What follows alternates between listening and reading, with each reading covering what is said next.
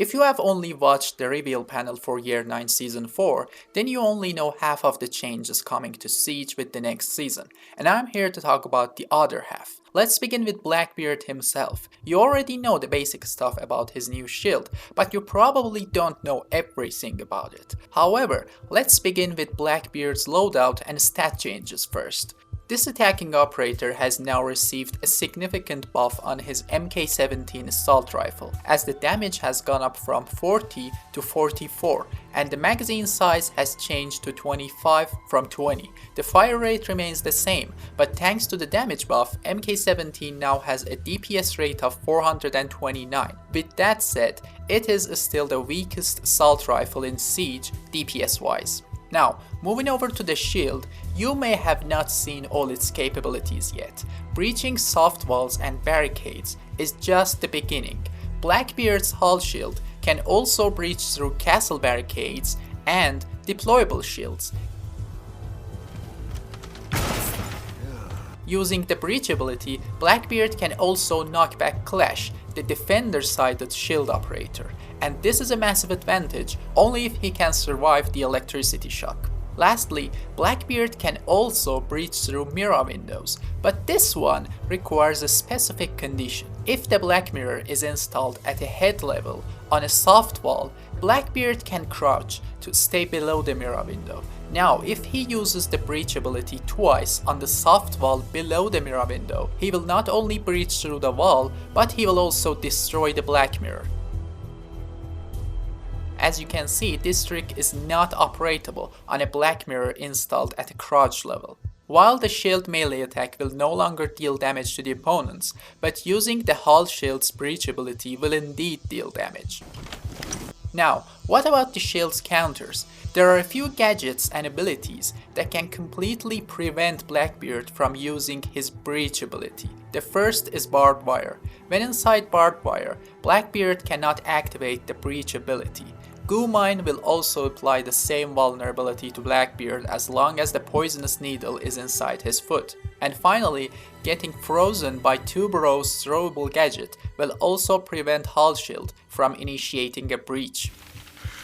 Starting Year 9 Season 4, attackers can only carry 2 flash grenades instead of 3. This will make flash grenades more in line with other throwables like frag grenades and smoke grenades. This will also prevent attackers from spamming bomb sites with multiple flashes, and it will also take one important piece of gadget from attackers to exhaust Jaeger's ADS, get rid of Wamai's magnet, or disrupt Aruni's Surya Gate. The new update to Sens allows them to toggle the holographic walls on and off, and also prevents thermal vision to see through the wall. However, it also shortens the length of the wall created by each roller.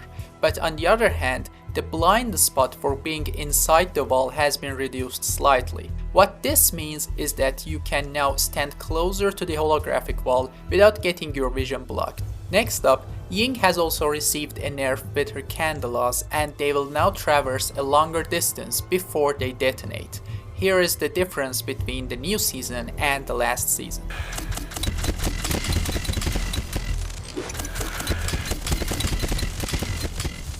In Year 9 Season 4, Lasersight is no longer centered on your crosshair during hipfire. This change will not affect the player's aim, as the crosshairs is still the center of focus for the gun. However, it will help you to stop giving away your position when camping.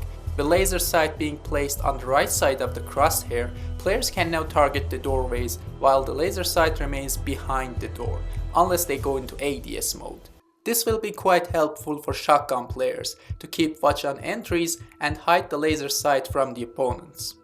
The new season of Siege will reduce the dispersion for multiple shotguns, especially M590A1, which is the most favored shotgun in the game used by mute and smoke players. Some shotguns will have their dispersion reduced in both hipfire and ADS mode, including M590A1, M870, ITA-12L, and SGCQB. Some others like FO12 and SUSG12 only got their ADS dispersion reduced. And Supernova is the only shotgun that received a hipfire dispersion reduction.